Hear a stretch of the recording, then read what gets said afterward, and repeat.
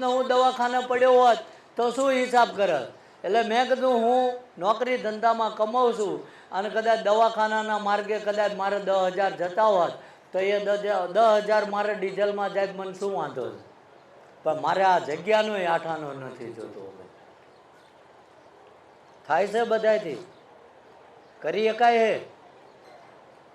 હા, એક વ્યક્તિ તો સાબિત કરો કે આ સંસ્થાની ગાડી આવી તમારા ગામમાં ઉઘરાણે, આટલું અનાજ આપો ને આટલો ફાળો આપો ને. જીવવી ત્યાં લગીને અમે દાદાને એક જ કીધું કે ત્યાં લોકો હાટું પ્રાણની આહુતિ આપી, અમે તારા દીકરા છીએ, જીવવી ત્યાં લગીને માગવી તો નહીં જ તે ભલામણ, કોઈનું ના માગીએ, કોઈનું. અને જે કંઈ અત્યારે અમે માણસો વધી ગયું, અમારી પાસે વ્યવસ્થા પોર તમે આવ્યા હોત તો આ શેડે નહોતા કે વ્યવસ્થા આવવાવાળા વ્યવસ્થા તો આપણે આપીને થોડું બેહે એવો તો આશરો જોઈએ ને. એટલે હજુ અમે વ્યવસ્થામાં લાગેલા. મગજમાંથી એક ગ્રંથિ કાઢી નાખજો, જોવરાએ સારું થાય. મૂર્તિ સામે બેહી જઈશો ને અને ધંધે લાગી જઈશો, કોઈ જીવતા લગીને જોવરાવાની જરૂર નહીં પડે. કારણ કે એની સામે જાય એને ખબર છે કે તમને હું નડતર છે, તમે હું માગવા આવ્યા બધી એને ખબર છે. નથી ખબર?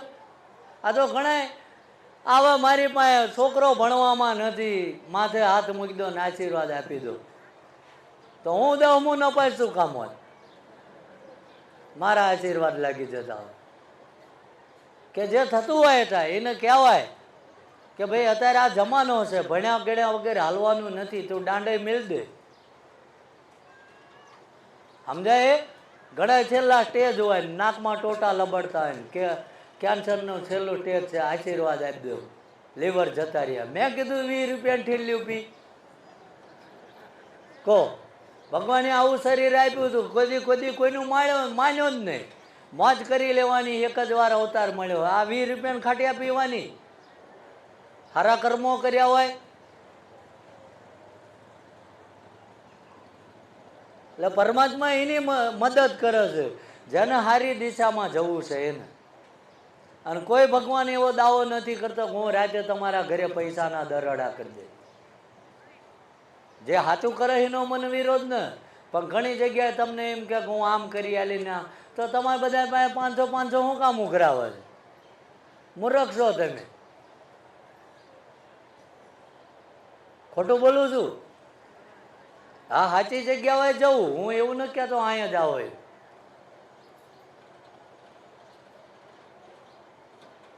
પોતાનું મોડું જીવવું ના હોય અને આખો દી આ બધાની વચ્ચે બેવું ખાટલો ઢાળી, કોઈ વીઆઈપી નહીં. કારણ કે જે પરમાત્માએ જવાબદારી આપી છે એ બધાની વચ્ચે રહીને જ જીવવાનું છે મારે. ક્યારેય મોટો માણસ બનવું નથી. પણ અભાવ આવી જાય કે કોઈ નિરાશ ના જાય, કારણ કે રૂમમાં બેવું તેમ મને ક્યાંથી મળી શકવાના? હવે મેં એટલી મઢીમાં જગ્યા નથી કે હું 100 જણાને મેં બેહાડી શકું. આપણે બહાર બધાની વચ્ચે જાહેર બે તો બહાર ઊભા ઈશારા કરે અંદર આવું. હવે અંદર હું લાટા લેવાના? અહીંયા સામે તો બેઠો છું, પગે અડી લેવા દો. ઘરે મા બાપના પગે અડો ને મારા હું અડવાનું? પગે લાગવું હોય મા બાપને લાગો, તમારી કુળદેવીને લાગો. દુનિયાના છેડે જશો ને ક્યાંય કળ વગર બળ નથી ભાઈ. અહીં તમે આવશો ને જ્યાં લગીને તમારી કુળદેવી રાજી નહીં હોય ને ત્યાં લગીને હું કંઈ નહીં કરી શકું. આ મગજમાંથી ગ્રંથિ કાઢી નાખજો.